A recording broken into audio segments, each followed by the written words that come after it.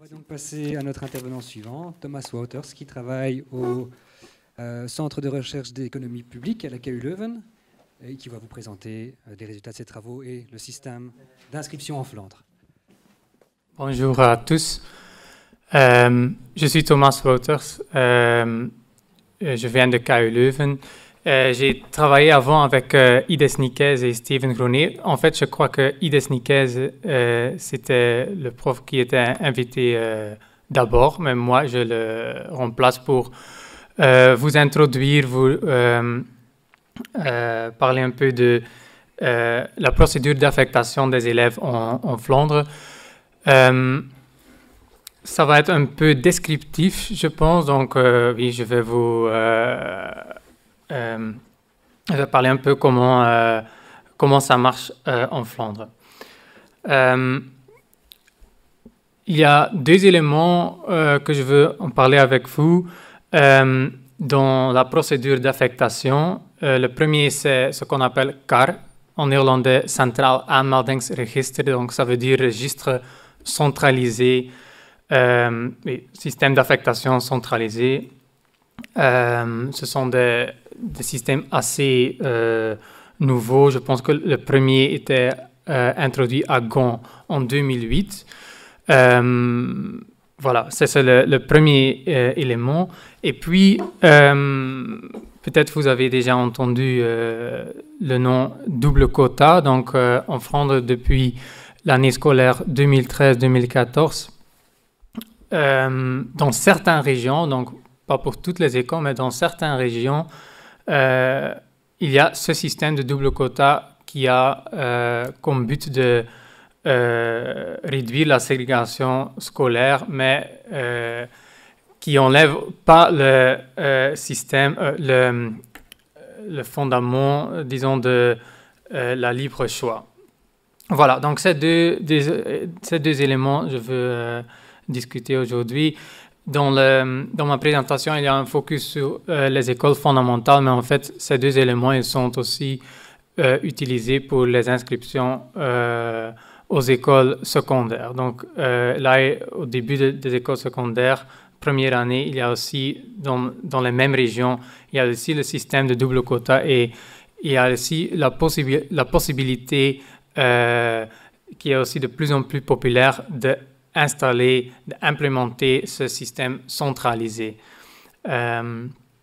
Voilà.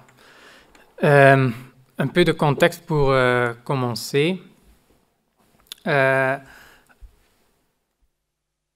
C'est le cas que la libre choix, ça reste vraiment le point de départ. J'ose dire que moi, j'ai l'impression qu'il y a un grand support pour ça. J'ai aussi remarqué qu'ici, pas tout le monde est grand fan de peut-être la libre choix. Mais bon, on peut dire que aussi au niveau politique, j'expecte pas que ça va changer d'une manière fondamentale. Oui, dans les années à venir. Il y a beaucoup de discussions depuis au moins 2 ans pour avoir un nouveau droit à l'inscription, mais c'est un peu bloqué, donc je pense qu'on peut expecter que le système qu'on a maintenant, que ça va être le système pour le prochain, je pense, pour les prochaines années. Bien sûr, la libre choix, ça limite un peu la capacité des initiatives de gouvernement local ou régional pour combattre la ségrégation. Donc, c'est clair, si l'objectif primaire est de satisfaire aux préférences des parents, qu'on est un peu limité, mais c'est aussi clair, et c'est pas une histoire absolue, donc il y a un espace pour manœuvrer. On n'est pas complètement bloqué. Il y a des initiatives qui sont possibles pour réduire la ségrégation et c'est exactement dans cet espace qu'il se situe le système double quota que je veux illustrer. Les décrets les plus importants, le décret GOK, gelijke onderwijskansen, égalité d'opportunités scolaires ou d'enseignement, de 2002. Je pense qu'il y a de grands parallèles, mais je ne sais pas les détails, mais je pense qu'il y a des parallèles avec ce que M. Godet nous en a parlé.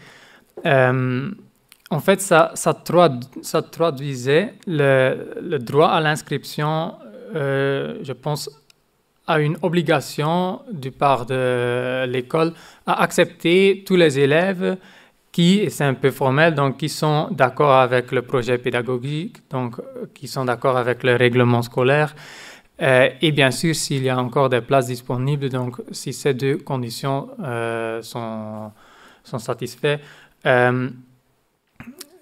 En fait, l'école a l'obligation d'accepter les élèves en théorie. Bien sûr, en pratique, ce n'est pas toujours comme ça, mais en théorie, c'était le but de ce décret en 2002.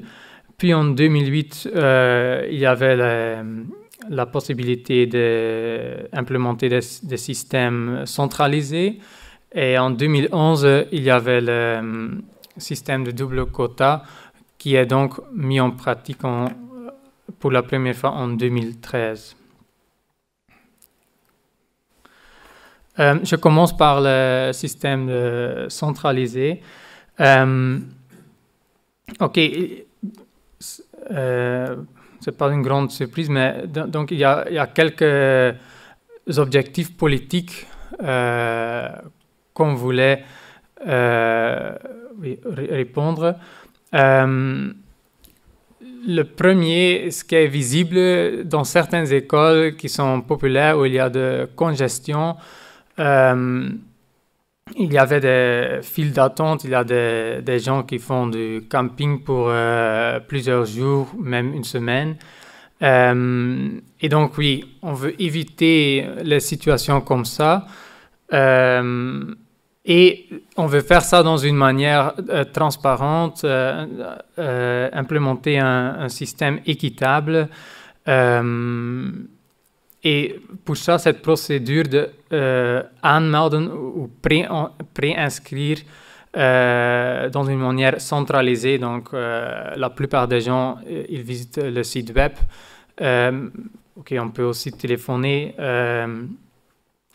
Voilà, ça doit répondre à cette demande.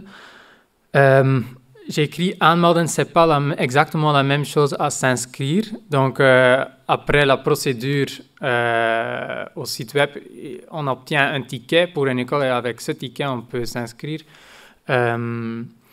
Voilà. Et comme...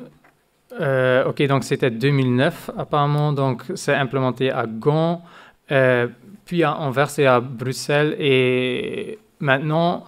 j'ai l'impression que ça devient de plus en plus populaire, même dans des régions ou dans des communes où il n'y a pas vraiment une congestion ou une saturation. Et c'est un peu surprenant peut-être, mais je pense que les directeurs des écoles ou les acteurs principaux dans l'enseignement dans ces communes, ils pensent que c'est un système de futur, c'est transparent, et un jour où il y a des problèmes de capacité, où il y a de congestion, on a ce système, bon, peut-être, mais donc ça devient assez populaire, et donc pas seulement pour les écoles primaires, mais aussi pour les écoles secondaires. Voilà. OK, puis... je vous parle un petit peu de structure de ce système centralisé. Donc, les ingrédients, il y en a les deux ingrédients principaux. Ce sont bien sûr, d'un côté, les préférences des parents. Dans ce modèle, on prend un peu ces préférences comme données, donc comme ils sont fixes, mais bien sûr, C'est possible, par exemple, si on regarde le deuxième input, donc le deuxième ingrédient, les critères de priorité, on peut s'imaginer si on change les priorités. Je donne un exemple simple. Par exemple, si on opte pour une règle de priorité, donc comment ordonner qui a une priorité dans une école. Si on prend le critère distance, les parents ils vont avoir un intérêt pour peut-être découvrir des écoles dans le quartier parce qu'ils savent, là, j'ai une grande chance pour obtenir une place. Et puis, ça peut changer les préférences. Donc, OK, c'est un peu simplifié, trop simplifié pour dire que on prend ça comme donnée. Donc, de l'un part, on a cette liste. Donc, chaque élève ou chaque parent a une liste des écoles, une liste ordonnée des écoles. Et au niveau des écoles, il y a les priorités. Ce ne sont pas les écoles, en fait, ils ont un petit peu de liberté, mais c'est une décision politique. Quelles sont ces priorités? Et donc, on obtient une liste des élèves pour chaque école. Donc, l'élève qui est en haut de cette liste obtient la première place. Et puis, on a ces deux ingrédients, donc les préférences, les priorités, et on doit transformer ces deux pour obtenir les admissions, donc pour savoir qui finalement est admis, est donné une place. Et pour faire ça, on a besoin d'un algorithme. OK, ça c'est le prochain slide. Mais d'abord, je veux dire quelques mots sur les priorités. Donc, d'abord, les priorités absolues, ce sont les frères et sœurs. Aussi, enfants du personnel, ils ont une priorité absolue. C'est peut-être un peu plus contesté. On a entendu déjà des critiques. À Bruxelles, il y a aussi une priorité absolue, mais pas pour toutes les places, mais pour au moins 55% des places pour les enfants, pas les enfants néerlandophones, mais les enfants des parents néerlandophones. Le double quota, donc la deuxième partie de cette présentation, peut en fait aussi être considéré comme une règle de priorité. Mais OK, je vais en parler plus tard. Et puis, il y a 4 autres qui peuvent être utilisés dépendant si c'est une école fondamentale ou une école secondaire. Donc, c'est EF et ES. Les écoles fondamentales ils peuvent implémenter ou utiliser la priorité distance, maison, mais aussi travail. Il y a un mix là. Et puis, tirage au sort et préférence. Préférence, c'est un peu un cas spécial parce que donc ça veut dire que les enfants pour lesquels, dans leur liste de préférence, si les écoles sont... La place que les écoles ont dans la liste des étudiants, ça va influencer la priorité des enfants à l'école. Donc, il y a un lien. Dans ce cas, il y a un lien entre les préférences et les priorités. Et ça peut... créer des jeux stratégiques. Et donc, dans ces cas, ce n'est pas toujours optimal. Ça peut devenir un peu compliqué, mais ce n'est pas toujours optimal pour les parents de donner leur vraie préférence au système. Donc, ça peut être plus optimal de faire quelque chose d'autre. Et la règle de chronologie, ça peut être utilisé seulement pour les écoles secondaires. Et j'ai l'impression que de moins en moins de régions ou communes utilisent ça parce que oui, ça donne, comme vous pouvez vous imaginer, beaucoup de stress et même des parents qui, à la fin, obtiennent leur première préférence. Ils ne sont pas toujours contents parce que oui, c'est vraiment un race d'être au système le premier, second. Donc, il y a toute la famille qui est là sur les ordinateurs. Donc, ce sont des trucs peut-être qui sont bons pour Tomorrowland, mais pas pour des écoles secondaires.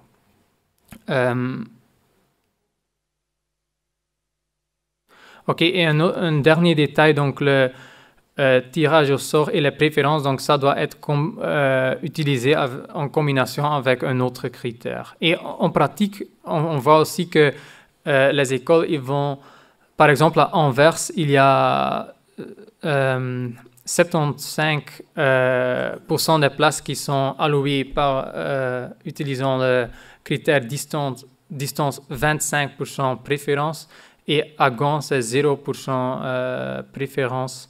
Et maintenant, à Anvers, les niveaux secondaires, ils vont faire tous... ça va être tirage au sort. OK, je ne sais pas si c'est en combinaison avec un autre critère, mais voilà, ça c'est Gand, Anvers et Bruxelles, ce sont les plus grandes car et pour Bruxelles, je ne sais pas par cœur comment ça marche. Puis l'algorithme, donc, OK, je vous ai parlé les préférences, les priorités, puis l'algorithme, comment transformer ces deux inputs en un résultat. Maintenant, je décris ici en mots, mais je vais donner un exemple et ça va devenir très clair. Donc, ce qu'on fait, c'est les enfants sont classés dans chaque école pour laquelle ils ont postulé. Donc, si moi, je fais mon liste, j'ai mis 3 écoles, dans ces 3 écoles, je suis classé. Donc, si, par exemple, le critère est distance, j'habite proche de cette école, voilà, je vais être haut dans cette liste. Et puis, il y aura des enfants qui sont offerts une place et ils seront enlevés des listes d'autres écoles qu'ils préfèrent moins. OK? Ouais, je vais donner un exemple, ça va devenir clair. Et puis, ça veut dire qu'il y a des places qui deviennent libres et des autres enfants qui peuvent avancer une place. Et ça continue jusqu'à rien ne se change plus. Et puis, c'est l'allocation définitive. Et dans la littérature, ce type d'algorithme a le nom School Proposing Deferred Acceptance. OK, souvent, ce n'est pas décrit ou comme ça, mais j'ai essayé de copier ce qui est dans le droit à l'inscription et c'était très dur en fait de trouver les formulations, c'est un peu hidden dans le texte. Et j'ai l'impression que beaucoup de gens ne savent pas que ça c'est l'algorithme qui est utilisé et c'est en fait c'est obligatoire, donc il n'y a qu'un seul qu'on peut utiliser. Un exemple. Donc, imaginons, il y a 3 écoles, dans chaque école, il y a une place, il y a 3 élèves, et Jean, il préfère école A, puis B, puis C. Il y a aussi Marie et Stéphanie. Et Stéphanie, elle a seulement mis 2 écoles sur son liste. Et voilà, donc on obtient, donc ça c'est la table pour chaque école, donc pour A, B et C, tous les élèves sont classés. Pour école B, sont seulement Jean et Marie parce que Stéphanie n'a pas mis école B dans sa liste. La ligne en rouge, ça veut dire qu'il y a seulement une place, donc ceux qui sont en haut de la ligne, au-dessus de la ligne, ils ont une place. Donc ça veut dire Jean, il est offert une place à A et B, et Marie a C. Et Jean, il est très content parce que c'était son école plus préférée. Donc, il est enlevé de B et C, et à C, il y a rien qui change parce qu'il était le dernier, mais à B, Marie, elle peut avancer une place, donc elle obtient une place là. Et maintenant, Stéphanie, elle peut...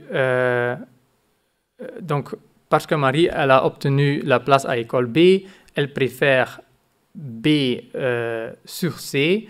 Donc, ça veut dire que elle est enlevée dans l'école C, et Stéphanie, elle peut maintenant avancer dans l'école C. Puis, elle a la place à l'école C, mais en fait, elle préférait l'école A. OK? Donc, elle n'est pas enlevée là, elle est sur une liste d'attente, et peut-être, Jean, il déménage, et puis elle peut encore avoir cette place. Donc, voilà. Ça marche comme ça. Mais ce n'est pas toujours... Donc, il y a en fait une petite inefficacité dans ce système, et c'est très simple à voir dans le prochain exemple. Donc, maintenant, on a seulement 2 élèves. Donc, Jean préfère A, Marie préfère B, mais les priorités, elles sont inverses. Donc, l'école A a une priorité pour Marie et B pour Jean. Oui. Et oui, ça veut dire qu'ils sont classés dans les 2 écoles. Marie, elle a offert la place à A, Jean à B. Et rien ne change parce qu'on ne peut pas enlever les enfants, personne, parce que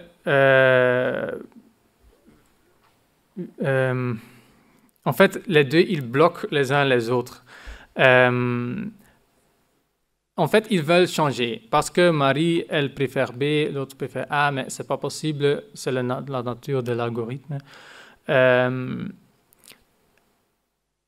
En pratique, par exemple, à Go, il n'y a vraiment pas beaucoup de cas comme ça. Donc, en réalité, ce n'est pas un très grand problème.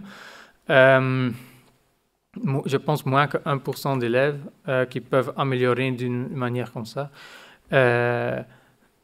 Et aussi, un petit détail ici, c'est en théorie, maintenant, il a aussi introduit un intérêt pour ne pas révéler les vraies préférences. Parce que, par exemple, si Jean mis sur son liste seulement A et pas B, donc il ne va pas être à l'école B. Marie va obtenir la place à l'école B, puis elle va être enlevée de l'école A, et Jean arrive à obtenir une place à l'école A. Donc, mais bon, c'est un détail, mais donc ça peut arriver qu'un élève peut, ou des parents peuvent avoir une école plus préférée si ils ont une liste un peu plus courte.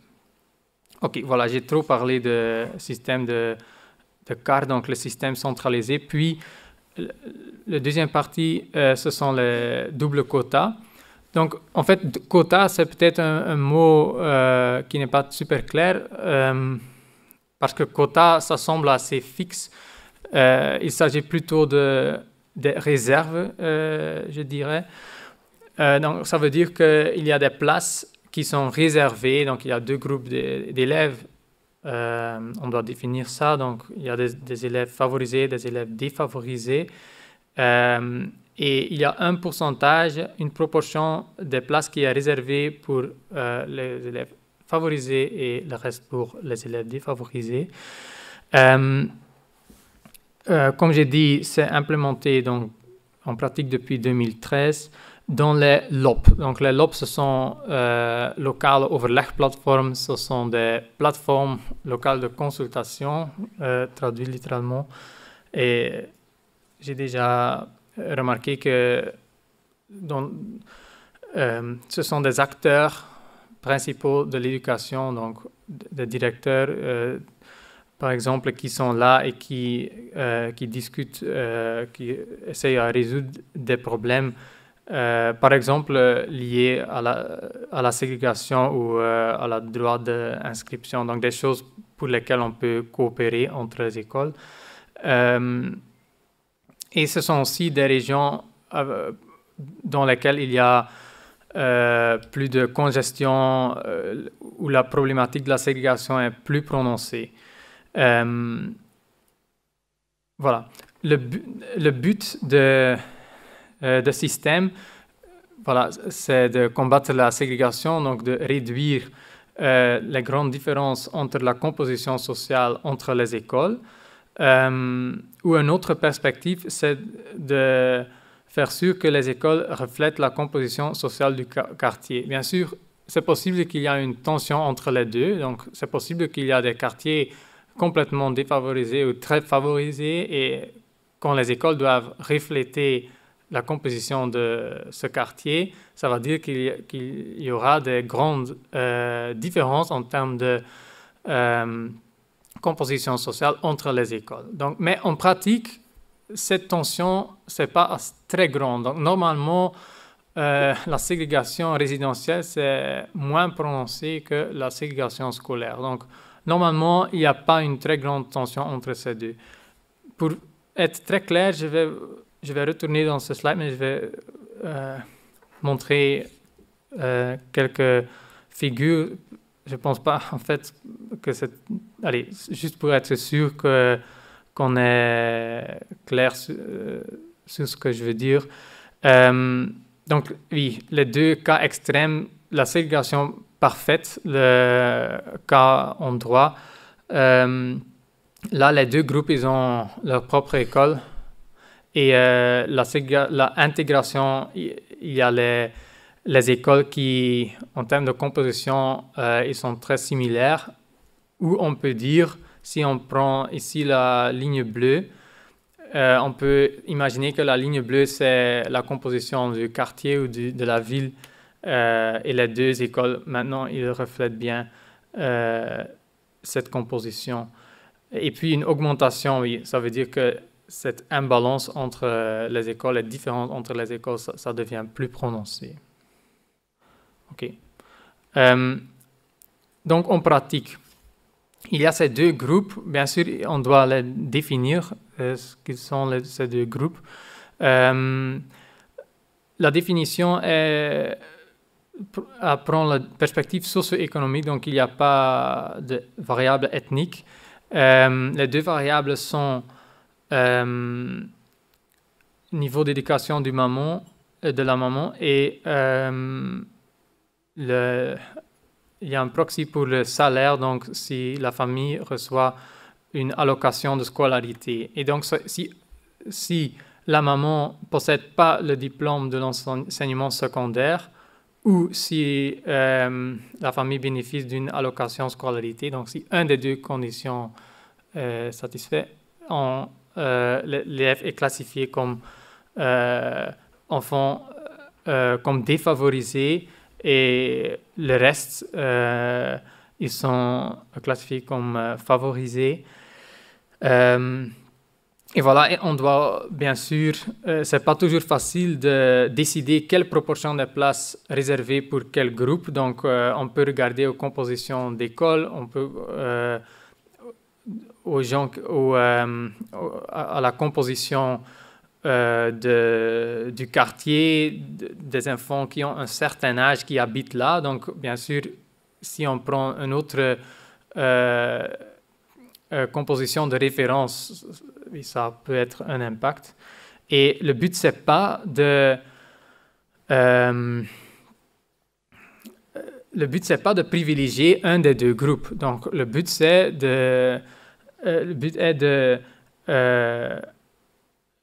créer une priorité pour les deux groupes en même temps, en moyenne. Bien sûr, dans les écoles individuelles et pour les parents individuels, ça peut être ils peuvent bénéficier ou pas.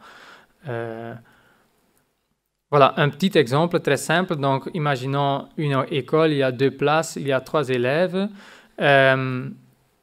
Donc, une élève ne peut pas arriver à obtenir une place là. Donc, imaginons, il y a le scénario premier arrivé, premier servi, puis Jean et Marie, ils étaient les premiers, donc ils obtiennent la place. Avec le système double quota, ça peut changer. Donc, si les deux premiers élèves étaient des élèves favorisés, et si la proportion des places était plus ou moins 50%, donc s'il y a une place réservée pour un groupe et une place pour l'autre, ça veut dire que Stéphanie, elle va toujours obtenir une place parce qu'elle est la seule élève dans le groupe défavorisé. Et dans le groupe favorisé, il y a 2 candidats et puis ça dépend du critère qu'on utilise. Si c'est chronologie, ça va être Jean, mais peut-être c'est distance et puis voilà. Donc, voilà. Un petit mot sur les effets. Donc, comme vous avez déjà remarqué, ce système, ce n'est pas très radical. Donc, il y a encore ce objectif principal de satisfaire aux préférences des parents. Et on voit aussi que les changes en termes de composition des écoles, oui, ça ne change pas d'une façon dramatique. À Anvers, on estime que 5% d'élèves au niveau pré-gardiennat est alloué à une autre école que sans le système double quota. À Gand, il s'agit d'un peu plus d'élèves, donc au moins 6,5%. Et là, on trouve qu'après l'introduction du système double quota, il y a plus d'écoles qui atteignent l'objectif de mixité sociale. Donc, il y a un objectif et puis il y a une marge. Ici, l'école est dans ce marge. Voilà. Il y a de plus en plus d'écoles qui atteignent cet objectif. Et oui, dans les cas, c'est assez facile à voir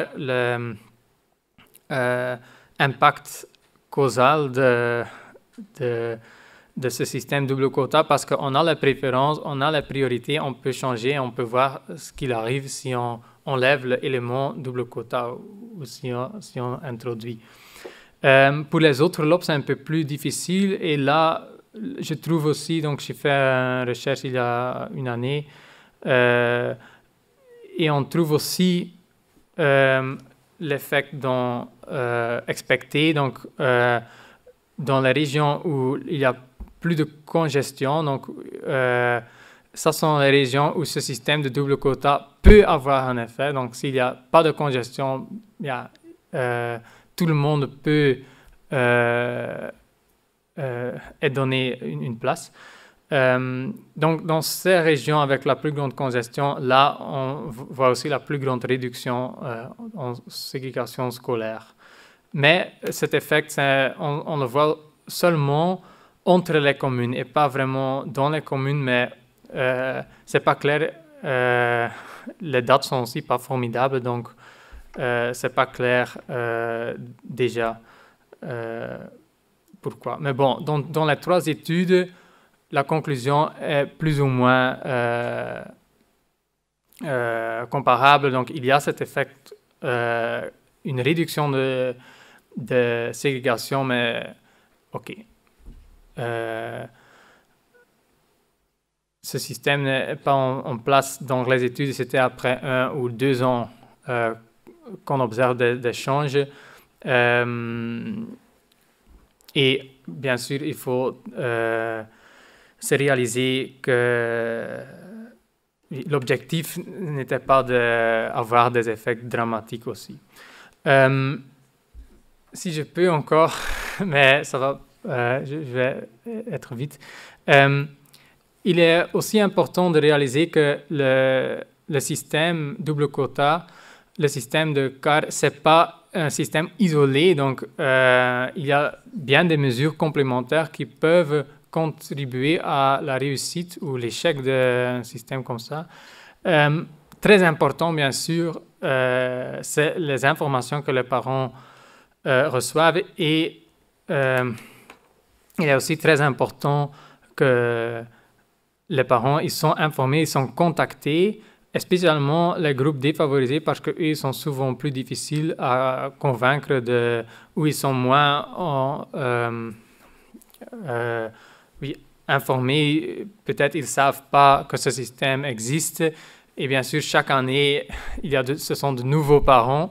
Et je ne pense pas que... Peut-être ce n'est pas un hasard qu'à Gand, où l'effet est plus prononcé, la plus grande, que là, on fait des énormes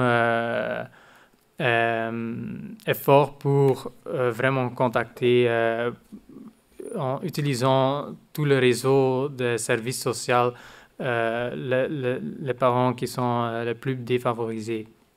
Parce que si on ne peut pas les contacter, il y a seulement les parents favorisés qu'on peut contacter, oui, il est possible que toutes les places ils sont pris et que rien ne change. Il y a aussi des initiatives locaux pour des promenades, des journées portes ouvertes, des trucs comme ça pour encourager les parents à découvrir les écoles du quartier. Et bien sûr, une dernière remarque. Quand on envisage la ségrégation scolaire, il y a des causes. Une des causes, c'est la ségrégation résidentielle, puis il y a les préférences, et puis il y a la manière dont les deux ils sont transformés en, par exemple, par ces algorithmes ou par le droit à l'inscription, donc qui est alloué quelle place. Mais donc la première cause, la ségrégation résidentielle, oui, c'est plus grand que... c'est pas une tâche peut-être pour les autorités au niveau d'enseignement, mais c'est quelque chose de plus grand. Ça, c'est le dernier slide. Je vais regarder ce qui est intéressant. Ok, le premier, c'est un détail. Oui, peut-être donc, je vous ai déjà parlé des discussions qu'on a maintenant au niveau gouvernement pour changer le droit à l'inscription, et il y a des initiatives, il y a des idées. En fait, j'ai déjà dit, le CAR, donc le système centralisé, ça a beaucoup de support en fait. Donc c'est transparent, tout le monde semble aimer ça. Mais bien sûr, le système double quota, on a l'impression, ou peut-être plutôt les parents favorisés, ils ont l'impression que c'est une priorité pour l'autre groupe. Hein. Et donc, il y a des idées pour enlever le double quota et juste avoir le quart. Maintenant, ce n'est pas possible. Donc, maintenant, si on a un quart, on doit avoir le principe de double quota. Et je pense que c'est bon parce que je pense qu'on risque, si on enlève le double quota, on risque d'augmenter la ségrégation résidentielle. Parce que, puis, il y a seulement pour les écoles fondamentales la règle de distance, donc la priorité en termes de distance. Et puis, oui, on risque en fait d'obtenir une situation qui est peut-être plus grave que la situation qu'on voulait améliorer en première place. Ok, je vous ai aussi parlé des priorités préférences qui peut aussi introduire des préférences stratégiques au niveau des parents. Et puis les plateformes de consultation locales, j'ai aussi touché à ça 2 fois. Et donc, ça veut dire qu'au niveau local, il y a encore quelques degrés de liberté. Je pense que c'est quelque chose de bon. Les acteurs là, ils connaissent bien la situation locale. Il y a ça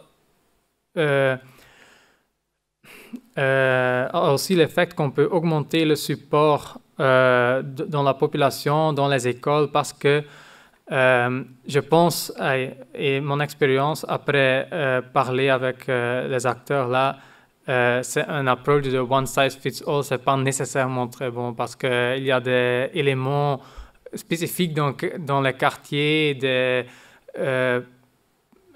patterns de mobilité qu'on doit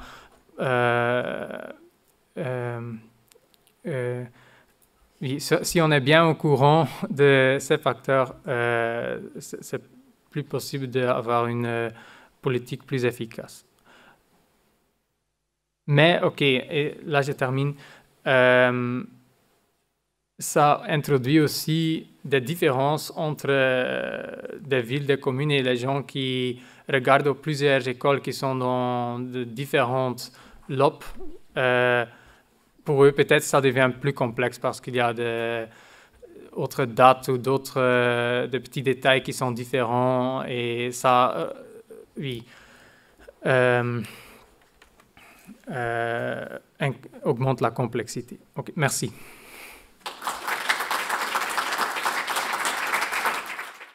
Merci pour la présentation très claire. Il y a un petit quelque chose qui me perturbe sur Bruxelles, c'est la notion de néerlandophone. Oui. Parce que la notion de néerlandophone n'existe pas légalement, il n'y a pas de sous-nationalité en Belgique. Donc, est-ce qu'on demande de faire la preuve et quelle preuve doit-on faire?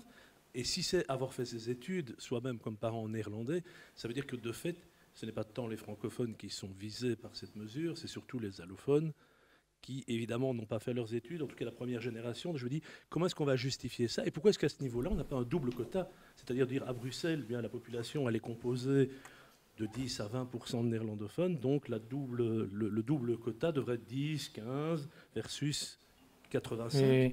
Oui, c'est difficile, surtout. Et je parle aussi avec des parlementaires néerlandophones et même eux, j'ai l'impression qu'ils sont. C'est difficile pour eux aussi pour justifier de temps en temps parce qu'il y a l'air de discrimination. Hein? Mais allez, je pense qu'il y a aussi il y a des raisons bonnes aussi. Bon, on veut préserver le caractère de l'éducation néerlandophone. Mais oui, il y a des élèves qui étaient dans le système, par exemple dans les écoles primaires néerlandophones, mais puis peut-être ils n'ont pas de priorité parce que leurs parents ils parlent pas. Et la réponse qu'on m'a dit à cette question, c'est si on doit donner une priorité pour tout le monde qui parle néerlandais ou qui était dans une école néerlandophone, par exemple pour entrer aux écoles secondaires, puis tout le monde a une priorité. Donc il s'agit de 97% des élèves. OK. Mais... Donc c'est peut-être pas un critère de priorité alors. C'est que ce critère, enfin moi je ne sais pas comment il est passé à travers le crible du Conseil d'État. Parce que si les francophones et les néerlandophones adoptent la même position, ça veut dire qu'on a une situation bloquée pour tous ceux dont les parents ne sont ni néerlandophones ni francophones, qui se retrouvent exclus dans certaines zones complètement. Donc c'est étonnant. On pourrait le justifier en utilisant ce double quota qui me semble en effet très très intelligent comme façon de faire, mais là, un quota fictif de 55 qui ne correspond à rien, c'est... Oui, mais je pense bien, c'est une manière de raisonner politique, comme vous pouvez vous imaginer. Il y a une minorité des écoles néerlandophones à Bruxelles et pour le public néerlandophone, ils ne veulent pas que ces élèves doivent aller aux écoles francophones, bien sûr. Donc, mais oui, ça c'est un peu la tension, je pense, plutôt que... que d'investir dans de nouvelles écoles néerlandophones, ce qui serait une autre solution, de créer plus de places. Oui, et je pense aussi, dans beaucoup d'écoles néerlandophones, il n'y a pas du tout ce 55%. Donc, c'est beaucoup... Allez, on n'arrive pas à ce... Je pense que c'est dans certaines écoles populaires où ça va jouer. Merci.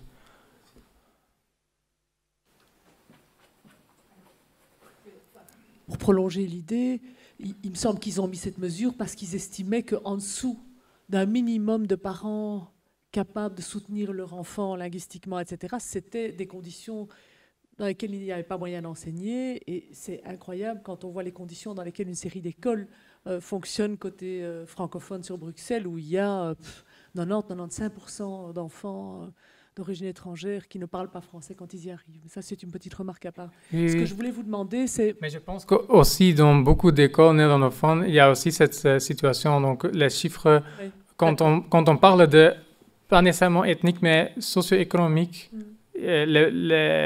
le taux, donc le pourcentage des élèves qui sont défavorisés, c'est plus que 80%. Donc là aussi, je sais pas les chiffres pour la communauté francophone, mais je pense pas que la différence...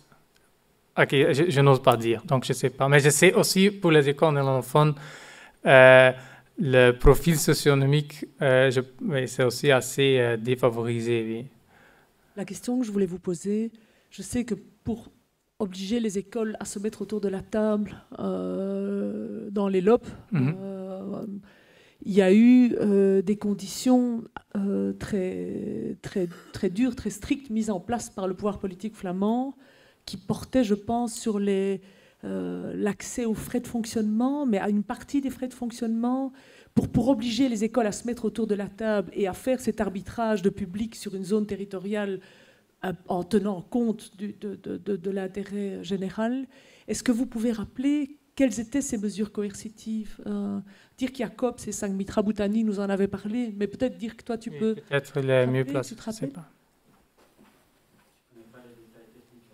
Alors c'est Sankt-Mitra Boutani qui avait expliqué qu'il y avait vraiment des mesures de coercition. Si les écoles refusaient de se mettre autour de la table et de faire cet arbitrage, elles perdaient, mais je ne sais plus exactement jusqu'où elles perdaient des moyens. Je ne sais pas, non. Merci.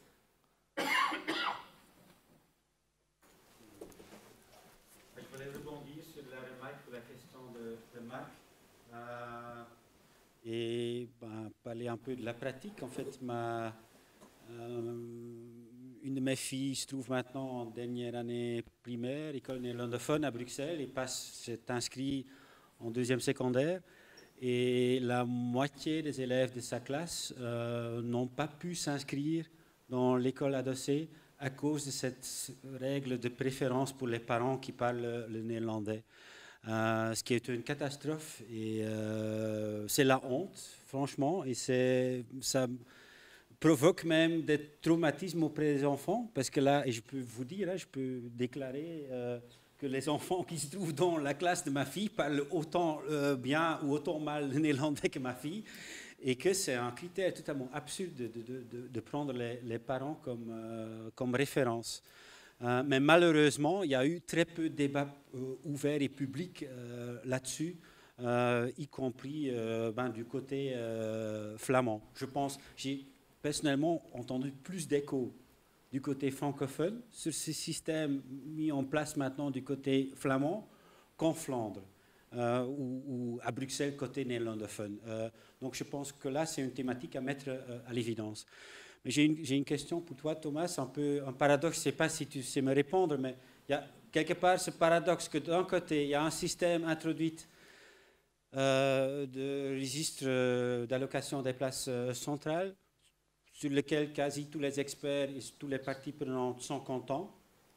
Il y a les plateformes de concertation locale sur lesquelles tous les stakeholders, encore une fois, sont contents. Et pourtant, ce qui est sur le débat politique à l'heure actuelle et ce qui est formulé dans les plans d'avenir du gouvernement flamand, c'est de les abolir tous les deux. Comment expliquer ceci? Oui, mais il y a beaucoup d'idées, beaucoup de plans. Il y a aussi des plans pour faire un système centralisé, même pour toute la Flandre.